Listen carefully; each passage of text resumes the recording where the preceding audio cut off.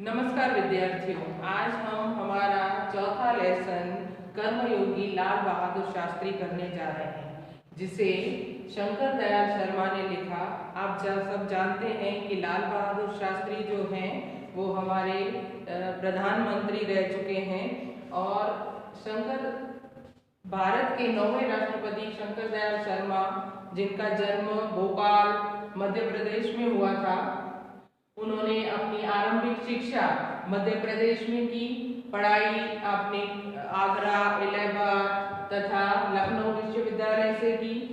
तो आपकी राजनीतिक राज्यपाल, उपराष्ट्रपति, राष्ट्रपति के सर्वोच्च पद पर जाकर समाप्त हुई, लेकिन उन्होंने कर्मयोगी लाल बहादुर शास्त्री के रेखा चित्र को जो है यहाँ व्यक्तित्व विश्लेषण के रूप में रखा है। यानी उन्होंने कर्मयोगी लाल बहादुर शास्त्री के जीवन के बारे में हमको बताया है।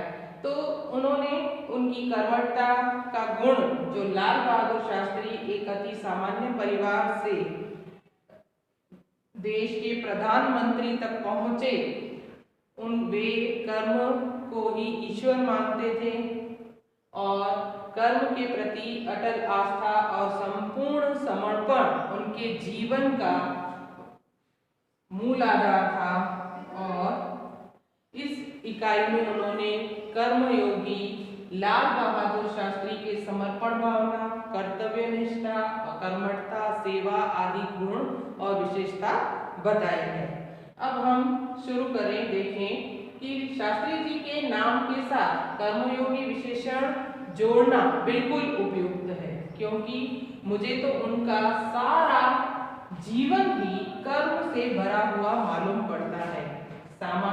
शास्त्री जी सामान्य परिवार से उठकर देश के प्रधानमंत्री के जिस पद पर पहुंचे, उनका रहस्य उनके कर्मयोगी होने में ही छुपा हुआ है। और वे उन लोगों में भी नहीं थे जो भाग्य पर भरोसा करके बैठे रहते हैं, अचानक कभी सफलता मिल जाती है, बल्कि वे उन लोगों में से थे जिनको अपनी हथेली की लकीरों के बजाय अपने चिंतन और कर्म की शक्ति पर अधिक भरोसा है, और वे क्रमशः अपने जीवन का रास्ता बनाते हुए आगे बढ़ते हैं। और शास्त्री जी के लिए कर्म ही ईश्वर था और इसके प्रति बिना किसी फल की आशा किए संपूर्ण भाव से समर्पित रहते थे।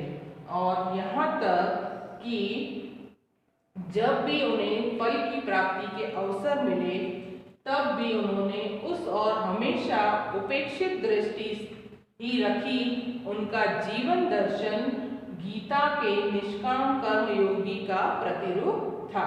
इसलिए मैं समझता हूँ कि उन्हें केवल कर्मयोगी के बजाय निष्काम कर्मयोगी कहना कहीं अधिक उपयुक्त होगा। यानी लाल बहादुर शास्त्री जो है वो फल की इच्छा नहीं रखते थे, कर्म करना ही ईश्वर मानते थे, वो कर्म में ही विश्वास करते थे। अब आगे उद्देश्य के प्रति दृढ़ आस्था, उस उद्देश्य को प्राप्त करने के लिए कर्म का भाव तथा उस कर्म के प्रति संपूर्ण समर्पण, ये तीन बातें मुझे उनके संपूर्ण चरित्र तथा जीवन दर्शन में दिखाई पड़ती हैं। यानी वे अपने लक्ष्य को प्राप्त करने के लिए आस्था रखते थे, उस उद्देश्य को प्राप्त करने के लिए कर्म कार्य करते थे और उस कर्म के लिए पूरा जीवन समर्पित कर देते थे। तो मुझे उनके संपूर्ण चरित्र पर तथा जीवन दर्शन में दिखाई पड़ता है। उस अपने एक भाषण में उन्होंने इसी तरह के विचार व्यक्त किए। कहा कि यहाँ तक कि भले ही आप राजनीतिज्ञ क्षेत्र या सामाजिक क्षेत्र में किसी अन्य क्षेत्र में कार्य करते हैं, यदि आप उसमें सफल होना चाहते हैं और अपने दायित्वों को पूरी तरह निर्वाह करना चाहते हैं, तो आपके कार्य और समर्पण तथा भक्ति और कर्म में समन्वय होना चाहिए। समन्वय होना चाहिए यानी आपका जो कार्य है उस उसके प्रति आपको पूरी तरह से समर्पित होना पड़ेगा।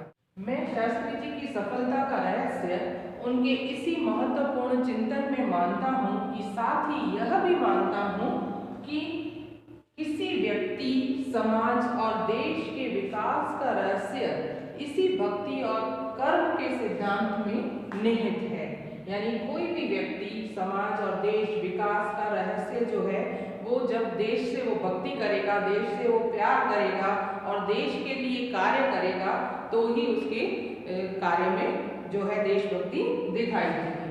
तो शास्त्री जी का भी संपूर्ण जीवन श्रम, सेवा, सादगी और समर्पण का अनुपम उदाहरण है।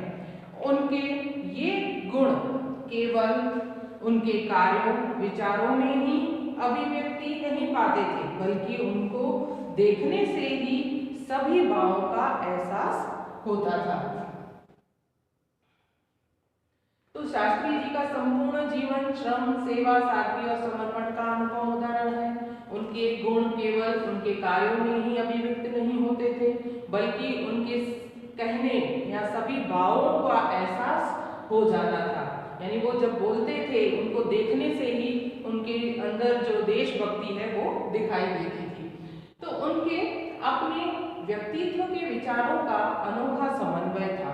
वे जो कुछ कहते थे वही करते थे, जो कुछ भी करते थे वह एकमात्र राष्ट्र लाभ की भावना से प्रेरित होकर करते थे। यानी जिसमें देश का भला छिपा हो वही कार्य करते थे। तो मुझे लगता है कि यह उनके चरित्र की एक बहुत बड़ी विशेषता है, जिसके कारण देशवासी उन पर इतना अधिक विश्वास करते थे और उन्हें चाहते भी थे। तभी पंडित नेहरू की समृद्ध राजनीतिक विरासत को संभालना और उसे आगे ले जाने का काम कठिन नहीं था, लेकिन देश ने उस समय यह साफ साफ देखा कि उसे संभालने की ताकत जो है वह शास्त्री जी में ही है। और शास्त्री जी ने अपने निर्मल चरित्र और दृढ़ संकल्प शक्ति द्वारा देश की इस आकांक्षा को पूरा किया। यानी जब पंडित नेहरू प्रधानमंत्री पद पर थे तब उन्होंने उनकी समृद्ध राजनीतिक विरासत को संभालने और उसे आगे ले जाने का कार्य जो है वह शास्त्री जी को सौंपा गया। तो उनको पता था कि यह कार्य आगे ले जाने का काम कठिन है, लेकिन देश के उस समय उन्होंने साफ साफ देखा कि यह सब कुछ करने की ताकत जो है वह शास्त्री जी में है। तो उन्होंने अपने निर्मल चरित्र और दृढ़ संकल्प शक्ति यानी पक्के इरादे के साथ देश की आकांक्षा को पूरा किया। अब शास्त्री जी की एक सबसे बड़ी विशेषता यह थी कि वे एक सामान्य परिवार में पैदा हुए और सामान्य परिवार में ही उनकी परवरिश हुई।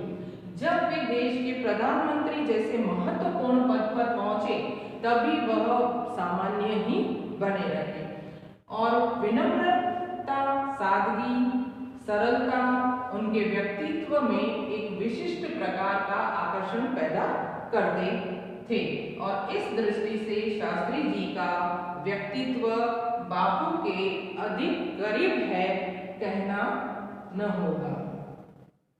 तो इस तरह से उन्होंने विनम्रता, सादगी और सरलता से देश की विरासत को संभाला और यह सब देखकर हमें पता चलता है कि शास्त्री जी जो है उनका व्यक्तित्व गांधी जी के बहुत अधिक करीब था।